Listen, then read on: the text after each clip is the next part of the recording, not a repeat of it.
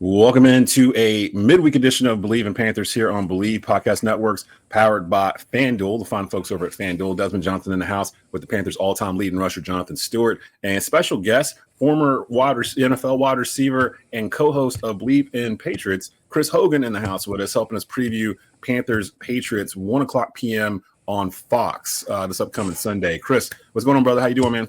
I'm good, guys. Thanks for having me. So it's a loaded one, a little different vibe here at Believe in Panthers this week. We're coming off of a victory, which is rare right here. So we're enjoying it. Where the flowers smell different, food tastes better. Like it's been a good experience. We haven't had it in quite some time, so we are savoring it. But now we are shifting our mindset over into stacking. We need to start stacking some dubs. So we're trying to figure this out. It's out for this upcoming week so far. People have been asking. Tershawn Wharton did not play Sunday. He's questionable. Xavier Leggett listed as questionable. Patrick Jones did not play Sunday. He's also listed as questionable. Jatavion Sanders, he had twisted his ankle, if I'm not mistaken, in the fourth quarter. He's listed as doubtful.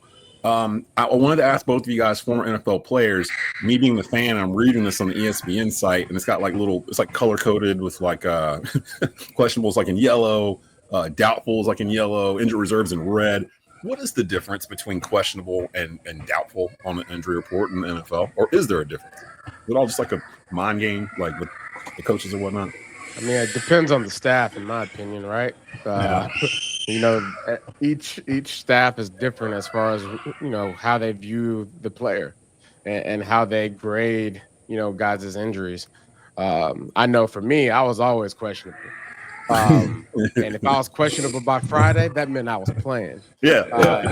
So doubtful meant that, hey, we're still diagnosing this guy. We're trying to figure out where this guy is. Yeah. And I think questionable is okay. He's on his way. We don't know when, but he's on his way.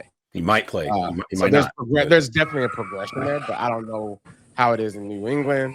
I don't know how it is in Carolina now, but I know when I was playing, if it said questionable, I knew that they were expecting me to be ready to play. Chris, your thoughts on that? Pretty much. I think to your point, that is, but it definitely depends on the coaching staff, because I know.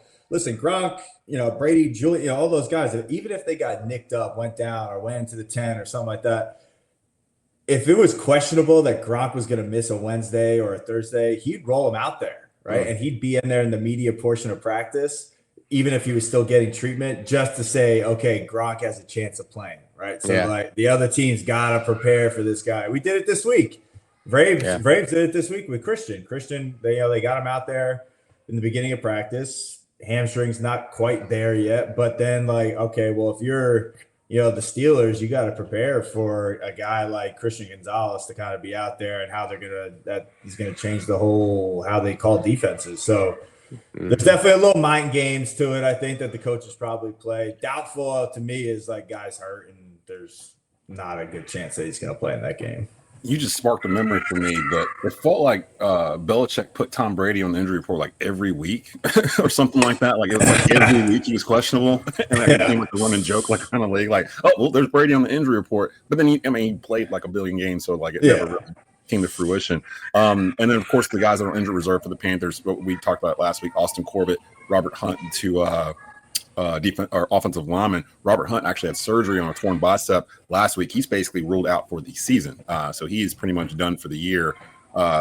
Corbett is expected to return in 6 to 8 weeks, according to Joe Person from The Athletic. But again, from watching our game on Sunday, the offensive line, the guys that came in, Cade Mays and Chandler Zavala, actually played well, and they're previous starters. They started like 7-8 games last year when Bryce came back in from being benched. So it's not that big of a drop off per se. Robert Hunt's one of the leaders of the offense overall, so that is a huge loss to not have him out there on Sundays. But in terms of trust with Bryce and his line, I don't think it's that much of a drop off of anything. I think Bryce played better on Sunday behind the line that he was in front of, as opposed to what he had week one. So that's kind of weird there. I wanted to ask, starting off with you, Chris, and then of course with you, Stu. We've gone through 3 weeks now, and you've seen ups and downs with your team so far. What is the biggest bright spot for the Patriots after the first 3 weeks of the season that you've seen so far? I mean, I think it's probably Drake's progression. You know, there was such a looming question whether or not he was going to be able to kind of take on, you know, Josh's offense and be able to, you know, have multiple play calls going to the huddle and everything that kind of goes into understanding how Josh calls plays and the playbook that he has, you know, which is very much in depth, and that's been talked about and people have been able to either pick it up or they couldn't.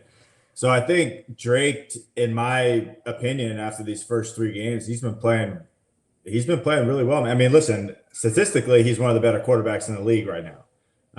I think that he's being smart with the ball. I think that he's making good passes. I think that some of that quarterback receiver relationship isn't quite there yet in real time, you know, live bullets on Sunday, you know, with Steph and some of the other guys. But I think that it's getting better every single week. So that's been good to see, man. I mean, that's kind of what I wanted to see. I mean, quite honestly, all these games we've been in, you know, last week was a disaster of turnovers. You know, that just you can't win football games turn the ball over 5 times. So, and then you know, defensively, you know, we're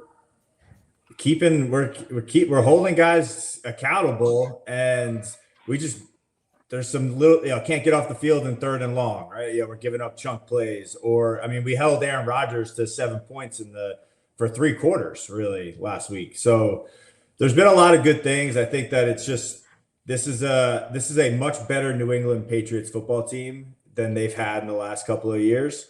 I think that there's a lot of learning that still needs to be done. There's a lot of young players, but some vets that are going to be able to kind of push through this early part of the season and then kind of get this thing right going forward and into where the games start to matter. Mm-hmm. Stu, what do you think for the Panthers after watching 3 completely different football games surrounding this team? What do you think's been the biggest bright spot for the Panthers in the first 3 weeks? The biggest bright spot for the Carolina Panthers is the fact that our defense is back, right? I mean, you talk about, you know, the history of Carolina Panthers. It's you know, base layer is the defense. It's the linebacker play. It's being physical up front, the front 7, you know, causing havoc. And I think we finally have an understanding of who the guys are on this roster and finding that identity of, you know, play smash mouth football and close out games, bend, don't break type defenses. Those are the defenses that I think offenses fear the most, right? You go into on an away game, and you're going to the Bank of America Stadium and having to face a defense that is not going to let you score, right? And that's going to absolutely hit you in the mouth, whether you catch the ball, whether you're running the ball, whether you're blocking, whether you're a quarterback that gets the ball off just on time and you're still getting hit legally, because that happened. That happened about every time that Penix dropped back against when we played the Falcons this past week. So the bright spot is obviously the defense because we've been in some woes for the last several years. And then I would say the weak point for us is just the costly penalties, man. We don't have a lot of them, but they're costly. And Chris, to your point, it's like, you know, you take 2 steps forward on offense, and then, you know, it's, you know, instead of a third and 2, you have a 3rd and 8 or a 3rd and 12, 3rd and 12. So it's hard to convert when you're, you know, constantly shooting yourself in the foot. Yeah. And so I would say, you know, you have drives where it's costly penalties, drives where you have costly drops, right? Mm-hmm. Or just those tight misses. Where I look at Renfro last game, you know, there was a couple misses where I think Bryce and him were just off on timing just a little bit. And those would be difference makers as far as like how many, you know, drives can be sustained. And you don't have to score on every drive, but milk the clock more and continue to, you know, work that field position. Because the defense definitely gave us a lot of great field position, which is the reason why the stat line for Bryce was a little bit off too. But yeah, I was looking at the defensive stats through the first 3 games, and Carolina, surprisingly, is top 10 in terms of points allowed per game right now at 17.7 points per game. You're only allowing 17, almost 18 points a game when I think the league average last year was like 23 or something like that. I think you're going to win more games than you lose if you can keep that going, which, again, is odd for us because we've been in this cycle of nonsense, and now it's kind of like it feels like the clouds are clearing a little bit. We're like, oh, okay, we can see some of the stuff might actually work here. Let's go to the other side in terms of biggest weakness, Chris. As we enter this game again, 1:00 on Fox on Sunday, what would you say after 3 games from watching the Patriots? What's their biggest weakness right now to you? Yeah, I mean, I kind of have to echo what Stu was saying. We've had a lot of drives be kind of stopped just by silly penalties, mental errors, false start, holding. We had last week we had a really good play with Pop Douglas, just a little pop pass. Offensive lineman was inelligibly down the field.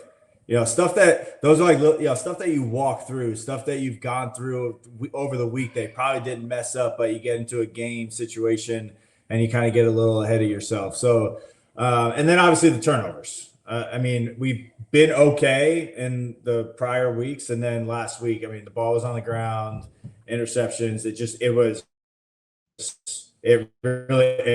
cost us the game, and it was really tough to overcome when you have 5 turnovers. No matter how many times you can, put points on board, you give a guy like Aaron Rodgers and a team like the Steelers, you keep giving the ball back to him, you're just not going to be able to win football games like that. So the mental errors for me has been kind of like our Achilles heel, and I got to hold on to the football.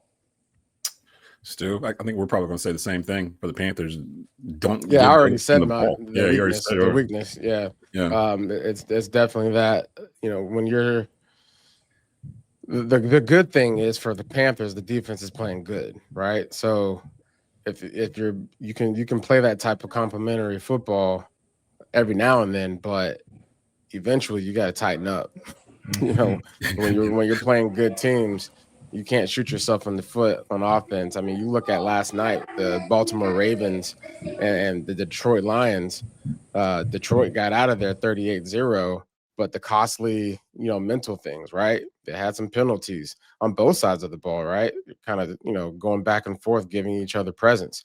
And, you look at Derrick Henry, King Henry, he's got rushing titles, he's got touchdown titles, but even kings can screw things up, right? I mean, it happens. And it happens, right? And, I felt for him last night because it's the frustration of like, man, I'm the best running back out here, and here I am giving up control of the game because of turnovers, right? Yeah. Turnovers, and that was the difference maker in that game. And unfortunately, he's had that, weighing over his head for 2 games this season, and their 2 losses.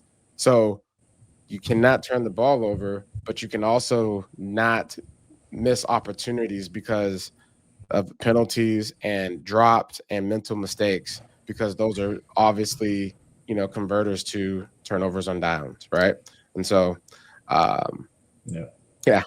I'll agree. I'll agree with you, Stu, and I'll take it a step further. Not only just turnovers, but for the Panthers, early turnovers. The 2 games that we lost, the thing that did us in was that we were in a hole within 8 minutes of the start. In the first quarter, because of turnovers, where we just were like, "Here, take this and go do whatever you're going to do." Oh, here it is again. So last don't week want to be in a position to play we don't catch want up. to be.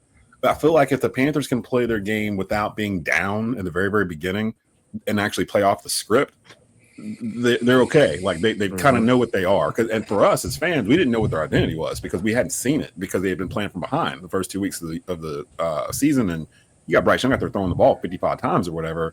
That's not a recipe for success for us. But against the Falcons, we kind of turned it against them, had them do the turnovers, and we were the benefits of it. And I feel like that same situation might be setting up in New England, where knowing Drake Maye's the same kind of type of quarterback as Michael Penix Jr., where it's all about timing and getting him off of his steps, getting him off his spot. Because if he's comfortable, he can settle in. He's the type of quarterback that can get hot really, really fast because he's very accurate. but he's also the type of quarterback that can get rattled if you can just knock him around. Not necessarily sacks. I was asking this question to somebody the other day because they're like, "Well, we didn't get any sacks on Sunday." I'm like, "Yeah, but we got 3 turnovers. Would you rather have 3 turnovers or 3 sacks?" Like that. Yeah. Once you look at it that way, I'd rather have the 3 turnovers. And that's kind of the same way. I'm fine going through this game with no sacks on Drake Maye. If Drake Maye has committed 2 interceptions and there's been a fumble or something, and Bryce Young's working with short fields, that's a much better scenario than us getting 3 sacks and we lose by 14. So like that's to me the key there is for the defense to continue to give that front pressure that they did with just 4 on Sunday. They didn't have to really call a lot of blitzes or anything like that. They just kind of played almost like a nickel. And we were talking about this during the post game, Stu. The 3-4 have been much maligned in Carolina. It's almost like an amoeba kind of. It can be a 3-4, but they line up in a 4-3 too. So like it's just 3-4 personnel, right? Yeah, they're using 3-4 personnel. Had a nickel out there, but they had 4 down linemen for a lot of the game on Sunday, and so they were kind of. It was like a nickel type thing. They had 2 bad. They had Trevin Wallace and Rosenblum in that linebacker part right there, and then you've got an extra DB back there. So it helped because you had Charles Smith-Wade back there playing a lot in nickel. So if they do that, I think they might be okay. Again, Panthers visiting the New England Patriots, 1:00 p.m. on Fox this Sunday. That brings us to our FanDuel bet of the week. And looking at the odds here, the fine folks at FanDuel have the Patriots favored by 5.5 points going into this matchup. The money line Panthers at plus 205, the Patriots at negative 250. The over/under on this game is 43.5. That sound right to you guys? 43.5 between the 2 teams here? 21, 43, 21, 24, 21 type game, something like that. Yeah, I think it might be a little tight game. I think this is going to be one of those games where it's an away game for the Carolina Panthers. So you just got to bring your work hat. You know what I'm saying? Lunch pail, work hat, and whatever happens, happens. It can be ugly or it can be pretty, but you got to figure out how to win those ugly games because those are going to happen. And it's part of that DNA, right? It's a scrappy. If you can win scrappy, low point total type games, you're going to be in a good place. Imagine those are confidence builders for the roster too. When you win a game, of course, winning a game like we did Sunday, 30-0 is a confidence booster. But I'd imagine surviving a game like that and coming back into the locker room at the end of the 4th, and you've won on a kickoff, like a walk-off field goal, or you clawed back or something like that. You had to overcome some sort of adversity in the game to actually get the victory. I'd imagine that's a different locker room feel than both feel good. Don't get me wrong, both of them feel great. Like we should have both every week, but I would imagine that kind of thing. And that's what I'm kind of picturing here, because I don't think that the Panthers are going to shut out the Patriots. I didn't think they were going to shut out the Falcons. So I don't expect that. That rarely happens in the NFL. So these guys are getting paid. So I expected it. You called 31-17. You even thought I knew we was gonna go out there and score. and those 17 points, I was thinking to myself, if we get ahead, we're gonna be in prevent mode, so they'll get some chunks here and there. We were about the garbage time yards and touchdowns. We'll give them 17 points. Well, this is different. I feel like so I'm gonna give it to y'all then. Give me your predictions for Patriots Panthers Sunday on a Tuesday. I'm gonna go 24-10 Panthers. The streak starts. Yeah, I was actually in the same boat. I was going to say 21-10 New England. To be honest with you, both of these teams, like when you're going through the week right now, and I talked about this with my partner on our podcast this morning. It's not about the other team right now. It's about the Carolina Panthers. It's about the New England Patriots. Like, if I'm both of these teams, really for the rest of the season, right, for 2 teams that have not won a lot of football games in the past couple of years, it's not about who you're playing, man. It's like, okay, how do we limit the mental errors? How do we take care of the football? And how do we play just better football across the board? Offense, defense, special teams coming together, because you could have one phase playing well, but then, Stu, as you know, you get special teams is kind of giving up big plays, or defense or offense is not really, holding up their end. it's tough to win football games. So it's like Yeah. if these teams can kind of like get it together on all three phases, like they're going to be in football. They're going to be in games like every single week. And we've been there. New England at least has been there for the last couple of years. But, come down to the fourth quarter, can't find a winning football game, turn the ball over, costly penalties, mental errors, drops, all these kind of things. Just couldn't push that thing over the edge where we like to win a close game. So if I'm, Mike and Carolina, it's all about us. Like it's how do we get this team to the next level to compete all throughout the season? And I will say the thing that that Dave Canellas and the Panthers have right now on their side is a 30-0 win. Yeah. Right. As you know, shutting somebody out doesn't happen all the time, right? No. But you also have to go throughout the week now, ignoring the noise, but also trusting that you have the recipe. You have the recipe to finish plays. You have a recipe to finish drives. Carolina Panthers had a potential pick six towards the end of the game there. Michael Jackson got a pick, and he should have scored. I'm going to always say this for the rest of my life, but should have scored. But he started running backwards. But the offense goes out there on a 9-play, 30-yard drive to score. Right, you milk the clock. You're in the red zone. It's hard to move the ball in the red zone. So you still are capable of doing the hard things, doing the little things, not shooting yourself in the foot, and ending things with a drive. So being able to finish. So I think those are the types of things you go into with this type of week on a away game with your preparation, your mindset of just finishing. So whatever you do, you go to New England, not thinking to yourself, this is going to be a pretty win. We're going to go out there and blow these guys out of the water. No, you're going in there with the mindset to finish. Yeah, and that's kind of where I'm at too for both of these teams. I'm kind of like, this can almost be like a turning point game of the season for both the teams in terms of how they play. Like with the Patriots, if they can win this game and get to 2-2, you're basically starting fresh going into October onward. With the Panthers, it's almost like 4, 5, 6 years of just flip-flopping in the front office, different philosophies, different coaches, different starting quarterbacks. There was a point, Chris, where we had Sam Darnold and Baker Mayfield in our quarterback room at the same time. Christian McCaffrey used to play here. It's like all these different. We've gone through so many. Yeah, Chris played with Christian. We've gone through all these different players, and let's do it this way, let's do it that way, and for them to stick to their guns and finally just kind of start seeing some improvement. It's a welcome sight to Panther fans. I'm sure it's a welcome sight to Dave Canales and company as well, because they're like, is this going to work? And then they start doing it, starts working. I want to see some sort of carryover from last week to this week. And I don't know how real that is in the NFL in terms of, we talked about momentum, but I meant in the game itself, not like momentum.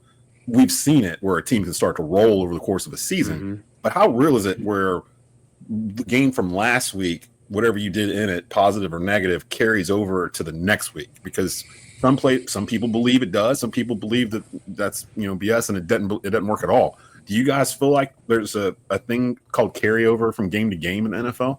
Yeah, it's called momentum. Yeah. Right? Definitely momentum. So it does exist. Yeah, man, it's going to be it'll be a different vibe in practice for the Panthers this week. People their guys are going to have more energy, but it's what happens in quarter number 1 or 2 or the first half when all of a sudden it's not 30-0, right? And it's a closer game.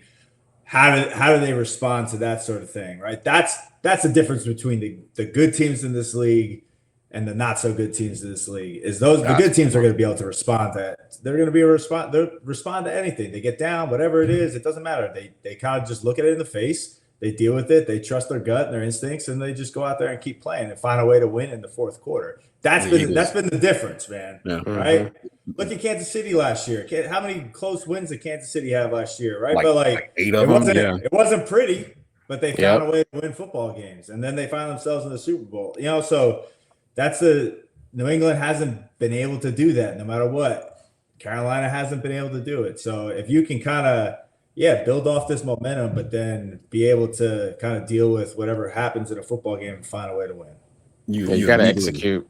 Yeah, you immediately made me think of Philadelphia this year. But that's what they've been doing exactly in terms of like week to week, just figuring out ways to win. They had no business winning that game against the Rams on Sunday, and they figured out a way to make it happen. So yeah, because every year, whoever the Super Bowl winner is, whoever the division champs are, whoever the conference champs are, people are gunning to figure out how to stop those guys, right? Yeah. So that's what you're seeing early on in this season with the Philadelphia Eagles is people are like, okay, this is what they like to do. The tush push, Saquon's back there, AJ Brown, they got a great defense. Okay, we're going to figure out their weaknesses and we're just going to try to exploit it or hold the ball as long as possible on offense so that when they don't have like a chance to respond on offense. It's everybody's Super Bowl though, right? Yeah, exactly. You're going to circle no matter who's playing. It's everyone's Super Bowl. You're going to get the best. Well, that's actually good segue over into our around the league. And really, hold on, let's go through keys of victory right quick. Oh yeah, I want to know what do you think the keys of victory are for the Patriots to win this game? Ball security. Same. Honestly, I'm gonna be honest with you. Like after last week, ball security is number one for sure. You can't turn the ball over. Probably, on defense, it's going to be how can those third and long situations, if we do get in, like how do we get off the field, right? How do we end drives and not kind of give up the big plays? That's been a killer for us right now in these first 3 games is we've given up too many chunk plays. So limit the chunk ball security, limit the chunk plays, and kind of just keep doing what New England's doing, and then really offense, special teams got to do well in the kicking game. We kind of went through a little bit of that, week 2. So kind of get all 3 phases going together. And I think that this game will be, I think we'll put ourselves in a better position to win this football game. Did you say that's the same for us too? Ball security? Because that seems like that's been the number one factor in all 3 of our games. If we win the turnover battle, we win. If we don't, we lose. Yeah, I would say, man, protect Bryce protect Bryce like he's your iPhone charger on 1%. Okay. Look, when you in the house and you got somebody trying to use your charger, you're like, nope, no, I need that because my phone's about to die. If New England gets free hits, this game just gets a little bit in a weird. I just don't want him to be touched. Right, we're in a different environment, and right now he's grooving. The pass protection's been pretty good. Last week he did get sacked there in the red zone, or last week, and he got sacked in the red zone. So I would say protect Bryce Young is definitely a key. And again, going back to the win ugly, right? The mindset, don't look for the third, if it's 3rd and 10, don't look for the bomb all the time, right? Because especially if you're in the red zone and you're in 4-down territory, like just take the 4-yard slant and give a guy the opportunity to make a play. Chris, there's been probably countless, times where you've hit in a slant for a 12-yard gain, right? Yeah. So take what's there. Take what's there. Don't force it.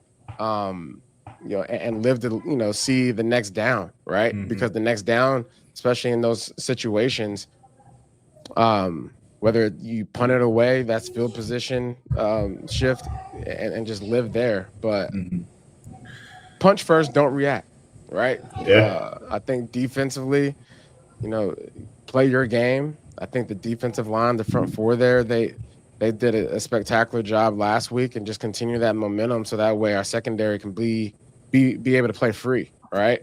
Have the linebacker there available to scout out, to support in the run game with the running back wherever he goes. Just follow, right? I just think we played such a good defensive game, and Evero had such a good defensive game plan. Just stick to the script. Don't get off the script. Stick to the script. I think don't be surprised, Panther fans, if the Panthers come out pass heavy early in this game. I'm just sitting there looking at some of the statistics through the first 3 games. The New England Patriots were giving up 256 yards in the air over the first 3 games. That's 28th in the league. However, running the ball was, I was going to say, I'd like for us to get a 100-yard game from Shuba. I don't think that's going to happen. Is that because Gonzalez has been out?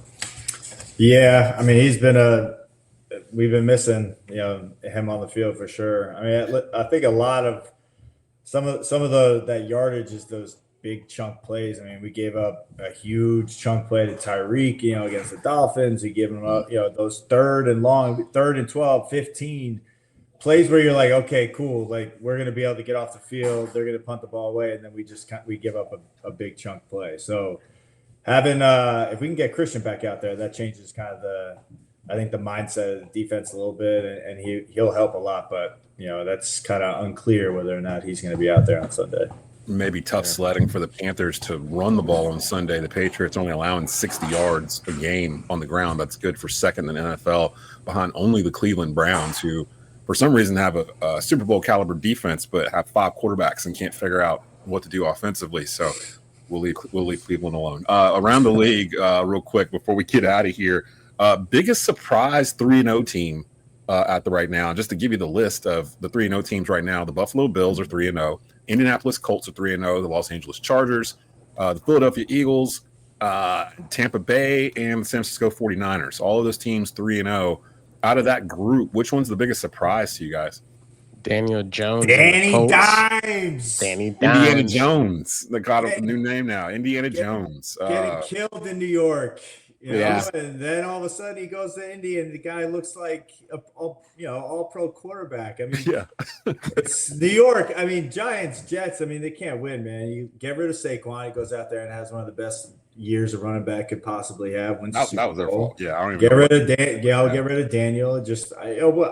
I don't know what you want to call it, whether it's coaching, change of environment, whatever it is, where his whole mind, I mean, guy looks comfortable. He's out there playing. He's balling. I mean, couldn't be happier for him. But, yeah, the Colts, 3-0.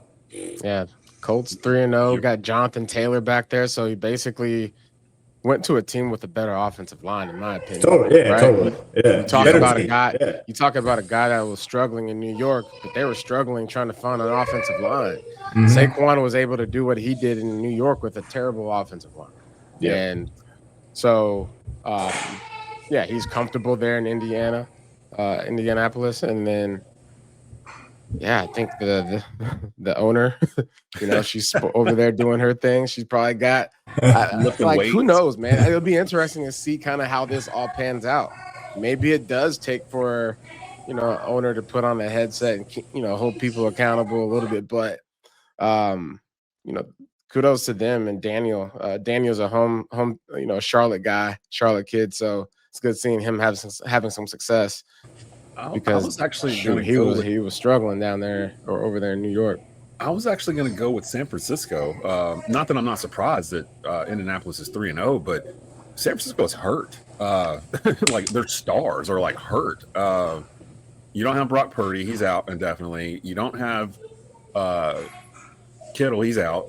The tight end. You just found out that Bosa got a torn ACL. He's out for the rest of the season. Yeah. They keep figuring out ways to win football games. And really, the Rams should probably be atop of this division, but San Francisco is sitting there at 3-0 and on a 3-game win streak. So it's like, to me, that's kind of the one there. Out of the 0-3 teams that are sitting here, which one's the biggest surprise to you? There's a couple to choose from. The New York Jets, the Miami Dolphins, the Houston Texans, Tennessee Titans, New York Giants, New Orleans Saints. Out of those, which one of those teams is the most surprising to you that they're 0-3?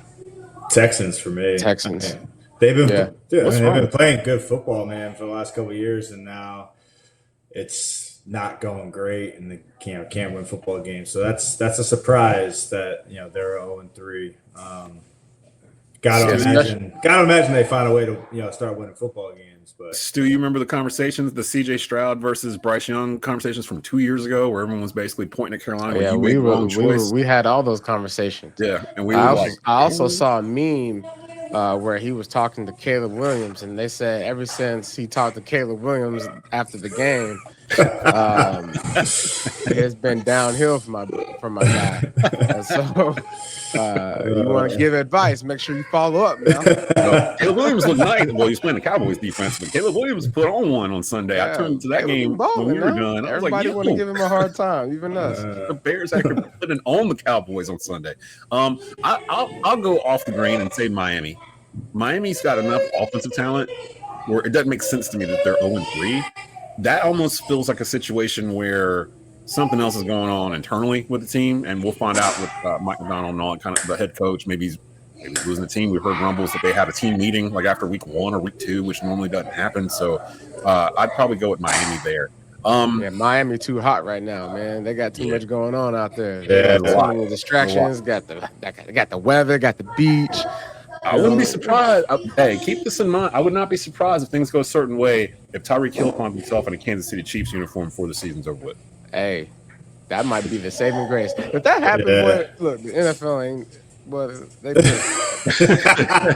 he didn't want to leave. He never wanted to leave. They just couldn't pay him, so they made sure he kind of got to go where he wanted to go. Now he's at the tail end of that contract. Trade him all back to Kansas City, reconnect. I mean, that's the storyline right there. Like, I mean, there ain't nothing better than that. Than if that happens, then Desmond and you is your fortune teller. Only way they can talk about is if Taylor Swift and Travis Kelce get married at the Super Bowl, like at halftime. That's the halftime show. Like then their marriage. Like that's the only other thing I could think of that the NFL could talk with is Tyreek Hill going back to Kansas City.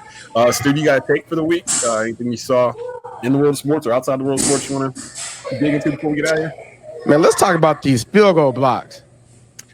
Everybody and their mama got there was a lot. having some type of troubles in their games when it comes to field goal. Either you on the receiving end or you was on the other side.